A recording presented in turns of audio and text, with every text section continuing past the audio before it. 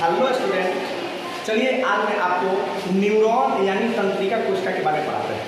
देखो, तंत्रिका कोशिका बहुत इम्पोर्टेंट हो जाता है। क्यों? क्योंकि देखिए हमारे शरीर में मैसेज का ट्रांसफर कौन करता है? तंत्रिका यानी न्यूरॉन सेल करता है। ठीक है, न्यूरॉन करता है, तो इसे पढ़ना बहुत इंपॉर्टेंट है, बहुत इंटरेस्टिंग भी है। तो चलिए आज इसको हम देखते हैं। अच्छा, आप जानते हैं कि बोलते हैं कि हमारा जो न्यूरॉन होता है उसमें सेल डिवीजन नहीं होता है। बिल्कुल नहीं होता है। अच्छा, हम जानते हैं कि लीवर में सबसे ज़्यादा सेल डिवीजन होता है। अच्छा, जब सबसे ज़्यादा सेल डिवीजन लीवर में होता है, हमारे न्यूरॉन में सेल डिवीजन होता ही नहीं है, तो कभी कभी आप सुनते होंगे कि इंसान को ब्रेन ट्यूमर नाम की बीमारी हो जाता है। तो आखिर ब्रेन ट्यूमर नाम की बीमारी क्यों होता है? चलिए इसको हम जानने का प्रयास करते हैं। देखिए एक बार, देखिए सेल जो है, न्यूरॉन जो है, उसका डिस्कवर हुआ था 1881 में। ठीक है, 1891 में हेनरिच नाम के साइंटिस्ट ने खोज किया था।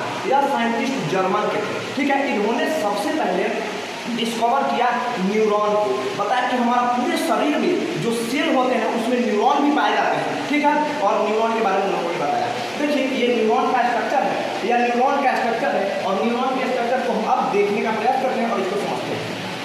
देखिए हमारा जो न्यूरॉन होते हैं ना, यानी कोशिका सेल, ठीक है, सॉरी न्यूरॉन जो होते हैं वह 90% है ना, 90% जो होता है तंत्रिका कोशिका का बना होता है, और 10% जो होता है गिलियल सेल का होता है।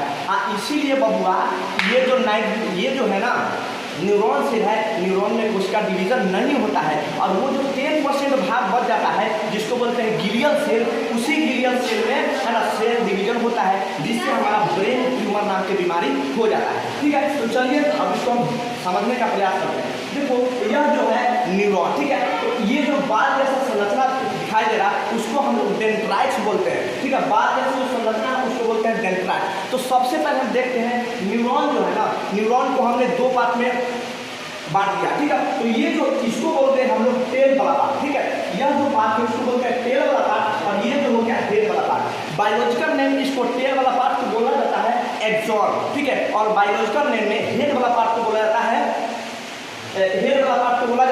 ठीक है, साइटोन। ठीक है, तो साइटोन नाम से जानते हैं। अब इसको हम एक एक करके हम देखते हैं। जो हेड वाला पार्ट में होता है वहाँ पर न्यूक्लियस होता है। ठीक है, जिसको साइटोन बोलते हैं, साइटोन वाला पार्ट में न्यूक्लियस होते हैं। अब देखो यह जो होते हैं है ना डेंड्राइट्स, डेंड्रॉन बहुत इंपॉर्टेंट रोल निभाता है ना। अगर सपोज करें कि कहीं चोट लग गया तो वहाँ पर वो मैसेज पकड़ के और न्यूरॉन के माध्यम से हमारा कहाँ तक ब्रेन तक लाता है। तो न्यूरॉन का काम क्या होता है? न्यूरॉन का काम हो गया कि जितने भी मैसेज है वो हमारे शरीर से लेकर के ब्रेन तक ट्रांसफर करना है, और ब्रेन से फिर वहाँ तक मैसेज पहुँचता है, जिससे हम क्या करते हैं वहाँ चीज़ों से हटा लेते हैं अपने पैर को या जो भी चीज़। ठीक है, चलिए देखते हैं। ठीक है, आगे देखो। अब इसको हम बोलते हैं, जो बाल वाला पार्ट है उसको बोलते हैं डेंड्राइट्स। ठीक है, डेंड्राइट्स बोलते हैं, और ये जो पार्ट है उसको बोलते हैं डेंड्रॉन, है ना। तो डेंड्राइट्स का काम क्या है कि अगर कहीं पे चोट लगा ना, तो जो इन्फॉर्मेशन चोट लगा वहाँ से पकड़ के वहाँ से कैच करता है। ये देखो इसको बोलते हैं हम लोग डेंड्राइट्स। ठीक है, ये जो बाल नुमा संरचना है इसको बोलते हैं डेंड्राइट्स। और डेंड्राइट्स क्या करता है? किसी भी मैसेज को पकड़ के और वो अंदर कर लेता है, अंदर करता है डेंड्रॉन के माध्यम से, और अंदर करके वो प्रवेश करा लेता है, और इसके अंदर ट्रेवल करते करते करते एक न्यूरॉन दूसरे न्यूरॉन से जुड़ा होता है, और वो ट्रेवल करते करते करते कहाँ तक चला जाता है? हमारा ब्रेन तक इन्फॉर्मेशन लेकर चला जाता है। ठीक है, और ब्रेन से इन्फॉर्मेशन लेकर चला गया, और फिर ब्रेन फिर उसको है ना न्यूरॉन के माध्यम से जहाँ पर कट गया या चोट लग गया वहाँ तक इन्फॉर्मेशन को फिर पहुँचाने का काम करता है। ठीक है, तो डेंड्राइट्स क्या किया? डेंड्राइट्स किया कि किसी भी मैसेज को कैच करके न्यूरॉन के अंदर प्रवेश करा लेना, और प्रवेश कराने के बाद उसको ट्रांसफर करने का काम करता है। ठीक है, तो डेंड्रॉन से क्या होता है? डेंड्रॉन में प्रवेश कर जाता है किसी भी इंफॉर्मेशन। ठीक है, आगे अगर बात करेंगे, देखिए, और इस तरीके से बढ़ते जाता है बढ़ते जाता है बढ़ते जाता है। तो यहाँ पर होता है कि नोड ऑफ रेनिडियम। तो नोड ऑफ रेनिडियम क्या करता है कि अगर कोई मैसेज इसमें आया ना, तो मैसेज इसमें आया तो नोड ऑफ रेनिडियम क्या करेगा? पीछे से धक्का मार देगा। तो पीछे से धक्का मार के वो इन्फॉर्मेशन को क्या करता है? आगे की तरफ बढ़ा देता है। ठीक है, उसको बोलते हैं क्या बोलते हैं? नोड ऑफ, ठीक है, रेनिडियम। अब आगे देखिए गिलियल सेल, ये बहुत इंपॉर्टेंट इंपॉर्टेंट हो जाता है ग्लियल सेल। आप जानते हैं कि सेल डिवीजन में सेंट्रोसोम का रोल बहुत ज़्यादा होता है।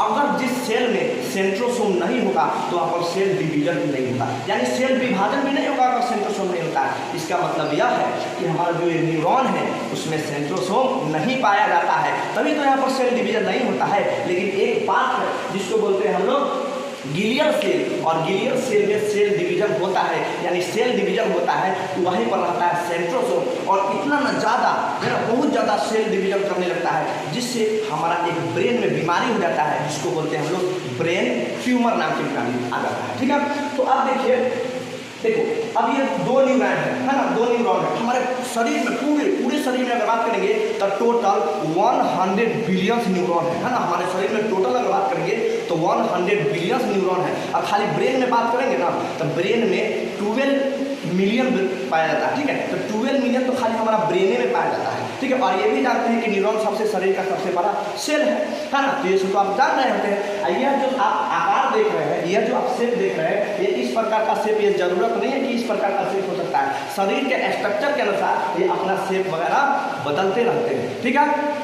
चलो तो अब देखते हैं कि इन्फॉर्मेशन एक सेल से एक न्यूरॉन से दूसरे न्यूरॉन में किस तरीके से ट्रेवल करता है और किस तरीके से ट्रेवल होते होते हमारे ब्रेन तक वो पहुंचता है। देखो क्या होता है, अगर यहाँ से इन्फॉर्मेशन अगर अंदर प्रवेश करा, अंदर प्रवेश करते करते करते यहाँ क्या, और यहाँ पर जाने से यहाँ पर इन्फॉर्मेशन यहाँ तक आ गया है ना, या इसको बोलते हैं एंडिंग पार्ट। ठीक है, तो एंडिंग पार्ट में वहाँ पर आ गया, ठीक है, कोई मैसेज। अब बताओ मैसेज, यहाँ पे बीच में गैप है और इस गैप का नाम है, ठीक है, साइनेप्स बोलते हैं, इस गैप को बोलते हैं साइनेप्स। अगर बताओ अगर साइनेप्स जगह है ये नहीं है तो इस सेल से इस सेल में कैसे जाएगा, नहीं जाएगा, तो इसके लिए तो कुछ ऐसा होना चाहिए जिससे चला जाएगा। तो वो जो प्रक्रिया होता है जिसको बोलते हैं केमिकल रिएक्शन हो जाता है यहाँ पर, है ना, रासायनिक चेंज हो जाता है। जो इन्फॉर्मेशन आता है ना वो छोटे छोटे चीज़ों में बढ़ जाता है और बढ़ करके यहाँ पर होता है, ठीक है, ठीक है, यहाँ पर होता है देखो थर्मोरिसेप्टर। तो यहाँ पर थर्मोरिसेप्टर होते हैं, तो थर्मोरिसेप्टर से एक जूस टाइप का सीक्रेट होता है। जैसे ही यहाँ पर केमिकल रिएक्शन हुआ